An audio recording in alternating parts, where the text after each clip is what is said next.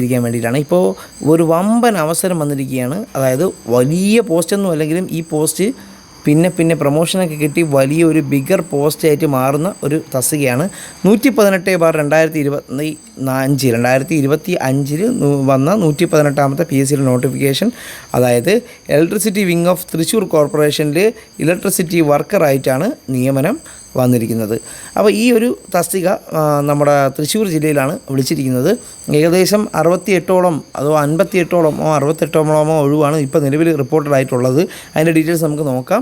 അപ്പോൾ ഇത് 18 മുതൽ 36 വയസ്സ് വരെയുള്ള ഉദ്യോഗാർത്ഥികളായിരുന്നു അയക്കേണ്ടിയിരുന്നത്. ഇപ്പോൾ ഇത് അയച്ചവർക്കൊക്കെ ഒരു വളരെ സാധ്യത, കാരണം ഇതിൽ അയച്ചിരിക്കുന്ന ആൾക്കാരുടെ എണ്ണം വളരെയധികം കുറഞ്ഞിട്ടുണ്ട് എന്നൊരു കാര്യമാണ് അറിയാൻ കഴിഞ്ഞിട്ടുള്ളത്.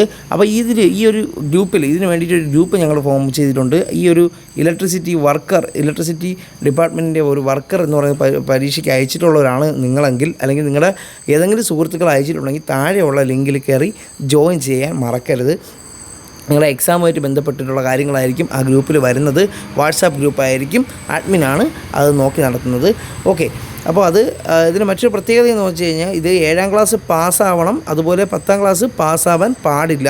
ഇപ്പോൾ 7th പാസ്സാണ് ഇതിൻ്റെ യോഗ്യത, എന്നാൽ 10 ഫെയിലും ആയിരിക്കണം, അല്ലെങ്കിൽ 10ാം ക്ലാസ് പാസ്സാവാൻ പാടില്ല എന്നതായിരുന്നു ഇതിൻ്റെ യോഗ്യത എന്ന് പറയുന്നത്. ഇതിന് മറ്റ് ക്വാളിഫിക്കേഷൻസ് എന്ന് പറയുന്നത് സൈക്കിൾ നോളജ് ഉണ്ടായിരിക്കണം.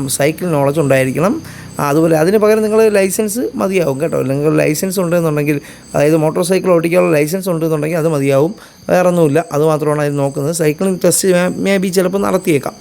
ഇനി ഫിസിക്കൽ സ്റ്റാൻഡേർഡ് ഉണ്ട്. അതായത് ഹൈറ്റ് മിനിമം 157 പറഞ്ഞിരുന്നത്.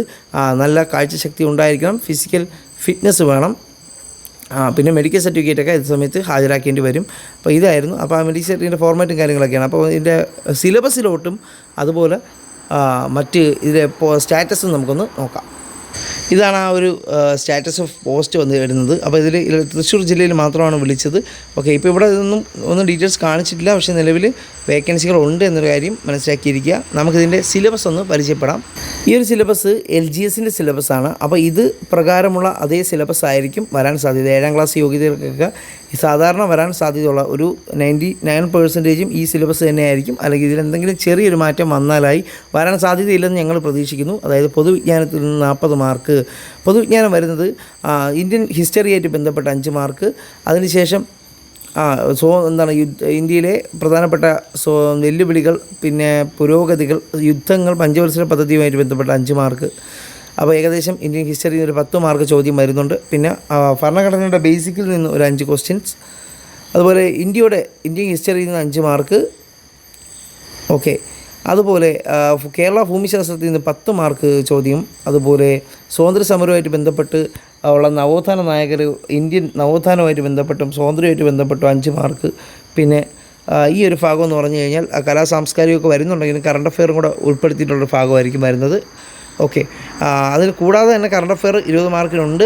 അപ്പോൾ സാധാരണ ഈ ഒരു ഭാഗം കൊടുത്തേക്കുന്ന കറണ്ട് അഫെയർ ഭാഗം കൂടെ നമ്മൾ നോക്കുവാൻ വേണ്ടിയിട്ടാണ്. അപ്പോൾ ഈ കറണ്ട് അഫെയറിൽ എന്തൊക്കെയാണ് ചോദിക്കുന്നത് വെച്ചാൽ ഈ ഒരു മേഖലകളായിരിക്കും ചോദിക്കുന്നത്. അതുകൂടാതെ ഇതിലുള്ള സ്റ്റാറ്റിക് GK 5 മാർക്കും ചോദ്യങ്ങളുണ്ടാവും. സയൻസിൽ നിന്ന്, ബയോളജിയിൽ നിന്ന് സ്ഥിരം സിലബസ് 5 മാർക്ക്.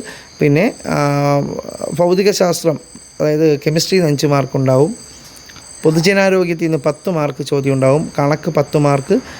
കണക്കിൽ തന്നെ മാനസിക ശേഷി നിരീക്ഷണ പാഠവും എന്ന് പറഞ്ഞ് ഒരു 10 മാർക്ക്, റീസണിങ്ങും മെൻ്റൽ എബിലിറ്റിയും ചേർന്ന് 20 മാർക്ക്. ഇങ്ങനെയായിരിക്കും ഇതിൻ്റെ സിലബസ് പോകുന്നത്. അപ്പോൾ നിങ്ങൾ തീർച്ചയായിട്ടും താഴെയുള്ള ഒരു ഫസ്റ്റ് കമൻറ്റിൽ നമ്മളെ ലിങ്ക് പ്രൊവൈഡ് ചെയ്തിട്ടുണ്ട്. അതിൽ ഇത് അയച്ചവർ മാത്രം ദയവ് ചെയ്ത് ജോയിൻ ചെയ്യുക. ഇനി നിങ്ങളുടെ ഏതെങ്കിലും കൂട്ടുകാർ ഇത് അയച്ചതായിട്ട് നിങ്ങൾക്ക് അറിയാമെങ്കിൽ ഈ ഒരു വീഡിയോ അവർക്ക് എന്ത് ചെയ്യുക, ഷെയർ ചെയ്ത് കൊടുക്കാൻ ശ്രദ്ധിക്കുക.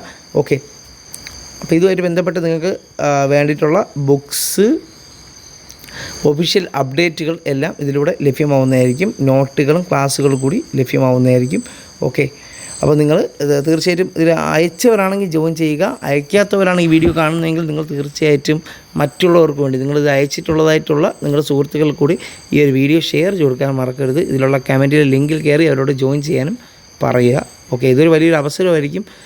അപേക്ഷയുടെ എണ്ണം വളരെ കുറയുകയും കട്ട് ഓഫ് കുറച്ച് കുറയാനും സാധ്യതയുള്ള ഒരു പരീക്ഷയായിരിക്കും.